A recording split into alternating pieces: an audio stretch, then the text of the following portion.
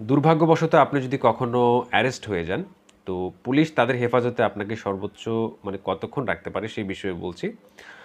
তো ফৌজদারি কার্যবিধি ১৮৯৮ সালের যে আইনটা আছে সেটার সেকশন 61 এবং আমাদের কনস্টিটিউশন এর আপনার হচ্ছে আর্টিকেল 33 তে স্পষ্ট বলা আছে যে গ্রেফতারকৃত ব্যক্তিকে ২৪ ঘন্টার মধ্যে কিন্তু মানে ক্ষমতাপ্রাপ্ত ম্যাজিস্ট্রেট বা হচ্ছে আদালতে সোপর্দ করতে হবে। যদি ওইরকম কিছু না পাওয়া যায় বা তদন্ত যদি শেষ না করা যায়, সেটা যদি আমলযোগ্য কোনো অপরাধ হয়ে থাকে, তো সেই ক্ষেত্রে ২৪ ঘন্টার বেশি কিন্তু পুলিশ আপনাকে তাদের হেফাজতে রাখতে পারবে না। অবশ্যই ২৪ ঘন্টার আগেই ম্যাজিস্ট্রেটের সামনে বা হচ্ছে আদালতে আপনাকে নিতেই হবে। ঠিক আছে?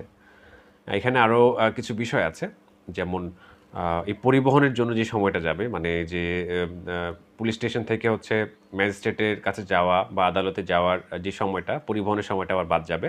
তো এটা বাদে যদি তারপরেও দেখা যায় কোনো পুলিশ অফিসার ২৪ ঘন্টার উপরে দেখা যায় কোনো মানে আসামিকে, সন্দেহযুক্ত আসামিকে রেখে দেয় তাদের কাছে, তো সেই ক্ষেত্রে কিন্তু সেই পুলিশ অফিসার মানে রংফুল কনফাইনমেন্ট বা হচ্ছে এরকম অবৈধ আটকের জন্য কিন্তু তাকে অভিযুক্ত করা যাবে, মামলা করা যাবে তার অ্যাগেনস্টে।